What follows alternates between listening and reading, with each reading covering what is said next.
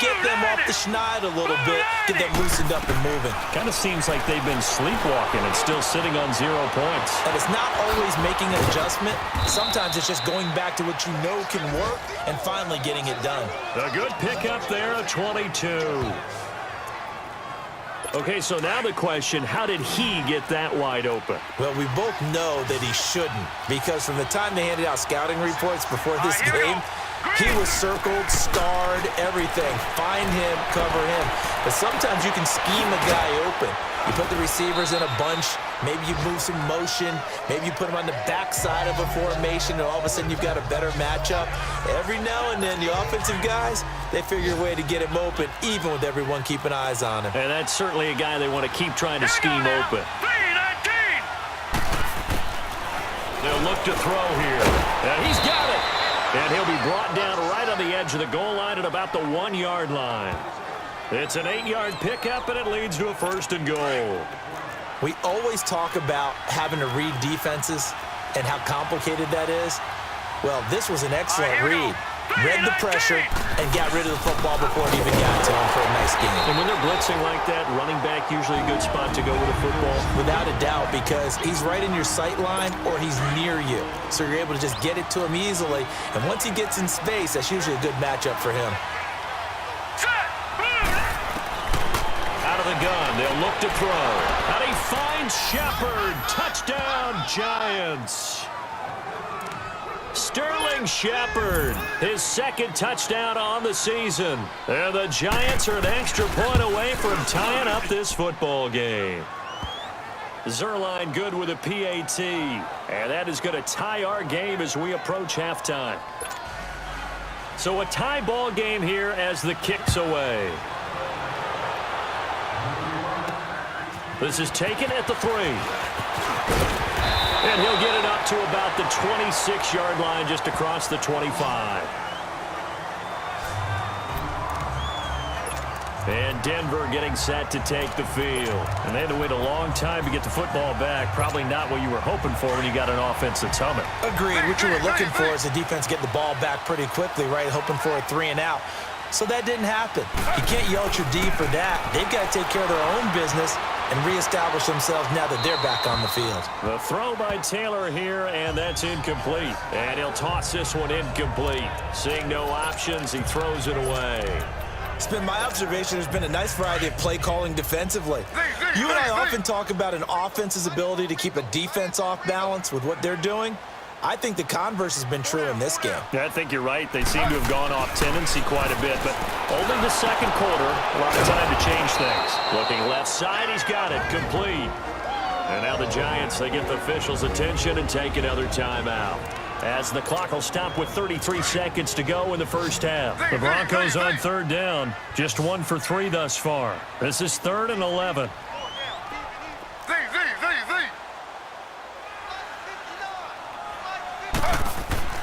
Taylor. And he fires one that's intercepted. Picked off by Tavon Young. And he'll get this back to the 32-yard line. Brandon, this is a veteran quarterback back there. He should know better than to make a throw like this. This is definitely not his best ball. And I think he knew this was trouble the second it was leaving his hand. Now a play fake here on 1st down. Oh, he's got a man wide open, complete.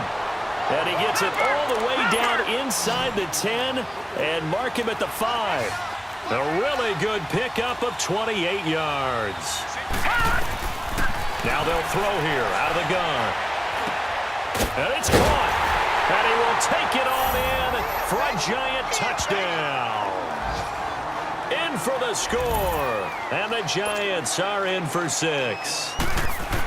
So they're able to break the tie just before halftime. Now they just don't want anything crazy to happen on the ensuing kickoff. Yeah, they want to just add the extra point, get the kickoff taken care of, and get to the locker room with the lead that they fought so hard to get. This is taken just shy of the 10 here. We have hit. And we will skip the highlight show this week. Get right back to this Week 3 matchup. Both teams appear ready for the fight ahead, and we resume action here in quarter number 3. Fielded about a yard deep. And he'll get this just up past the 20, but a marker is down. Let's get the call. Illegal block in the back. Return team. Yeah, this is going to put them back with not great field position. So they really got zero benefit at all, right? Sometimes you can absorb a penalty when you get a big return. Then the penalty brings it back, but you still have great field position. As you pointed out, not in this case.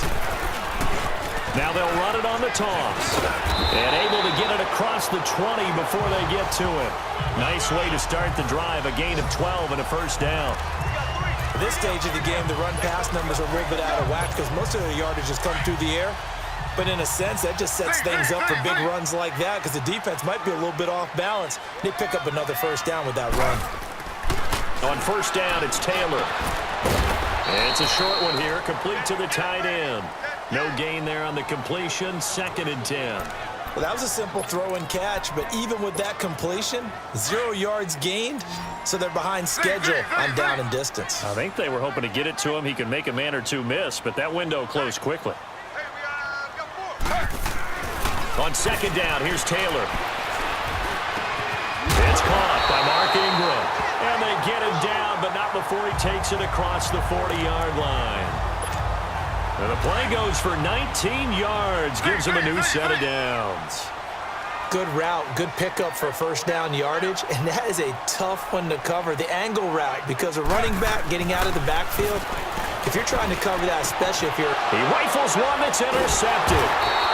Picked off by Tavon Young, and his guys are going to take over at the 39-yard line.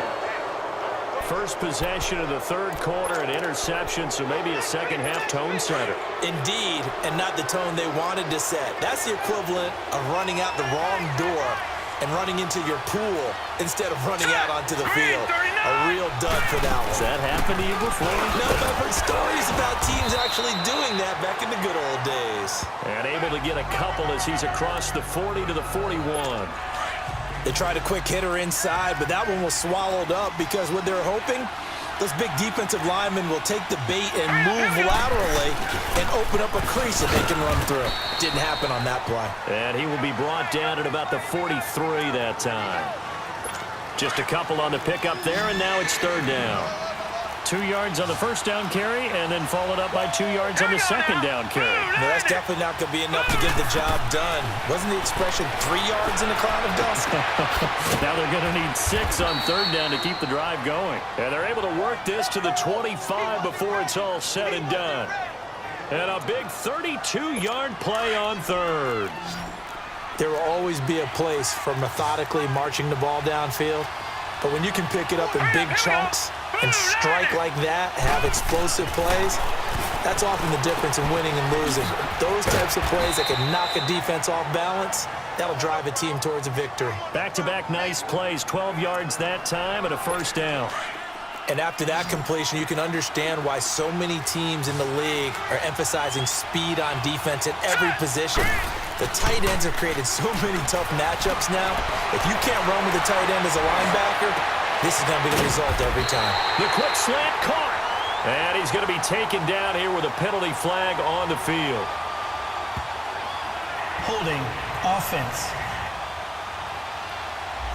That hold coming from the left side of the line. Hands got caught in the cookie jar on that one, and the flag came out. Penalty against him. Now let's go. Green, 39. Green. He'll look to throw. Firing quickly here, and that's complete. That puts a good dent into their first down setback. It's a pickup of 16. But when you hit him on the move like that, and he's able to get into open field with a full head of steam, oh, boy, it's going to be tough to get him down. Yeah, there was a big window. They're lucky they did get him down. They'll run it now out of the gun. And he's able to get it down to the 2-yard line. 4 yards on the play, and that leads to the 1st and goal. So many teams want to throw the ball in this situation nowadays, but I love watching a team that has enough confidence to go ahead and run the football in that situation. That's almost a tendency breaker. Set. Green, 39. Green. On first and goal, they'll try the option left. Only a yard on the keeper, and it'll be second down. Well, they had that one sniffed out. Excellent run blitz. Stop that one for a short gain. What makes a good run blitz a good run blitz? The ability to stay on task, to follow up your assignment, go to the gap you're supposed to cover, and not be deterred by anything else. He'll get it up the middle, and he is in. Touchdown, Giants. Justin Jackson, his first touchdown of the new season, and the Giants add on to their lead. A good, oh, they get to the football, it's blocked.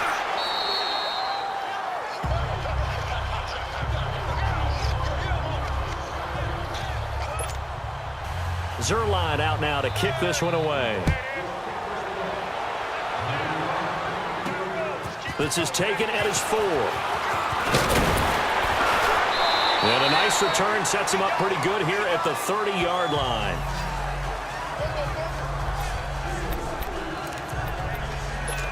And coming out now, the Broncos. They're looking to make a bit of a 180. They are sputtering right now. And frankly, I think it's time to call your playmakers together and say, all right, guys, we're going to lean on you through this patch. We need you to get us back on track and get us going in the right direction. So you're calling plays geared to them. Not necessarily what you look at your plays, oh, this hurts the defense. I want the ball in the hands of X, Y, and Z and see if we can move forward. So don't get too cute. Go to the playmakers. Only 3 there on the pickup, but that's enough to move the chains. Taylor now, 5 straight completions here in this second half. 1st and 10. Here's Taylor to throw. And they will not get the connection there. It's incomplete. It's always tough for the guys throwing the football when they think they've got a completion and the ball's almost there, and then someone sneaks a hand or 2 in and bats it away. Here now is 2nd and 10, again from the 41.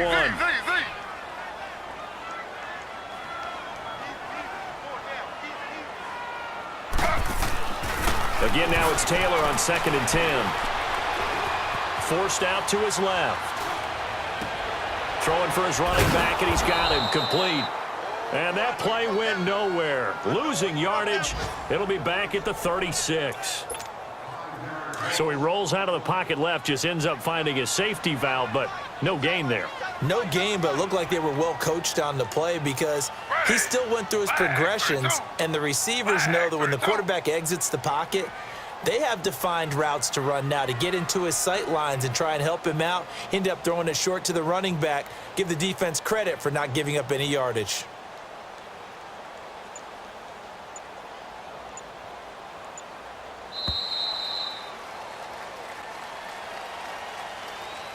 So they'll get a little extra time to come up with his 3rd down play as we played 3 quarters. We'll return with more after this break. You're watching the NFL on EA Sports. Welcome back now to Denver. It's the Broncos trailing, but they do have possession of the football as we begin quarter number 4.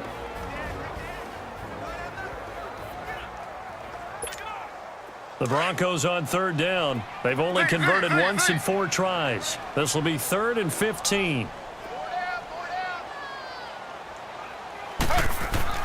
Throwing again, it's Taylor. And he can't get away from the pressure. The Giants get there. Vic Beasley in there to get him his 2nd sack now of the afternoon. I remember when I was a kid and all I wanted was a nickel so I could get that soda down at the fountain. And guess what? The nickel came into play well. 5 defensive backs, they covered well, allowed for the sacks. Sodas were a nickel when you were a kid? No, I just needed the extra nickel so I could pay the proper price. Okay, how much were they? A dime? What were they? 15 cents. Now they go for it on 4th, but this one is going to wind up incomplete. Here again comes the captain of this offense leading his crew back out there now. And maybe he's starting to wave the white flag a little bit. He's playing pretty well, but the pressure, it's got to him. Has to find a way to step around it, step through it, or just handle it. Because as you mentioned, he's having a pretty good day overall. Just the hits keep coming and taking those sacks. That's not the way that they want to finish a ball game with their quarterback on the ground so much. He'd like to stay upright. When he's been upright, he's been pretty good.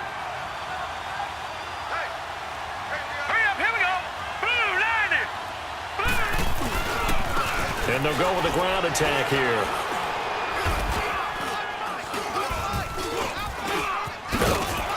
And inside the 20 before he's brought down. A good gain of 14 there.